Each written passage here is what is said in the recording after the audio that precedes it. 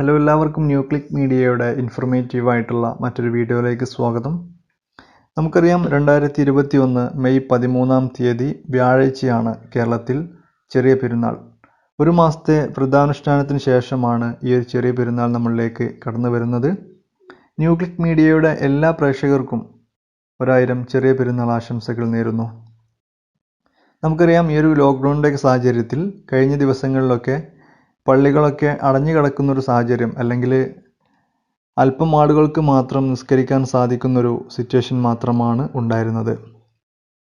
നാളെ ചെറിയ പെരുന്നാൾ ദിവസവും ഈ ഒരു സാഹചര്യം തന്നെയായിരിക്കും. അതായത് മെയ് 16 വരെയാണ് കേരളത്തിൽ സമ്പൂർണ്ണ ലോക്ക്ഡൗൺ പ്രഖ്യാപിച്ചിട്ടുള്ളത്.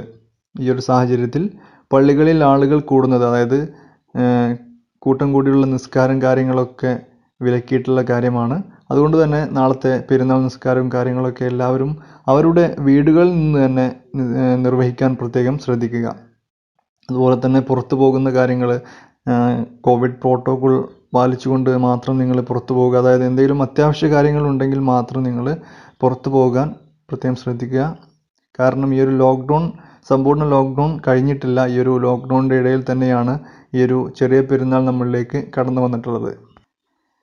അപ്പോൾ ഈ ഒരു ലോക്ക്ഡൗണിൻ്റെ സാഹചര്യത്തിൽ അല്പം ആശ്വാസകരമായിട്ടുള്ള വാർത്ത എന്ന് പറയുന്നത്, നമുക്കറിയാം ഈ ഒരു ലോക്ക്ഡൗണിൻ്റെ സാഹചര്യത്തിൽ വൈകിട്ട് 7:30 വരെയാണ് നമ്മുടെ കടകളൊക്കെ പ്രവർത്തിച്ചിരുന്നത്. ഈ ഒരു പെരുന്നാൾ പ്രമാണിച്ച് ഇന്ന്, അതായത് 2021 മെയ് 12 ബുധനാഴ്ച രാത്രി 10 മണി വരെ മാംസവില്പനശാലകൾക്ക് പ്രവർത്തിക്കാനുള്ള അനുമതി ലഭിച്ചിട്ടുണ്ട്.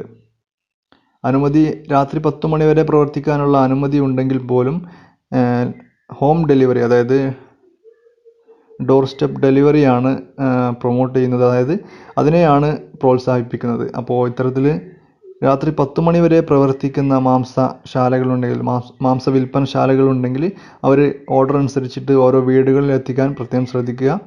അതുപോലെ തന്നെ അവർ സത്യവാങ്മൂലം, അതുപോലെ തന്നെ മറ്റു ഡോക്യുമെൻറ്റ്സൊക്കെ കയ്യിൽ കരുതാൻ പ്രത്യേകം ശ്രദ്ധിക്കുക.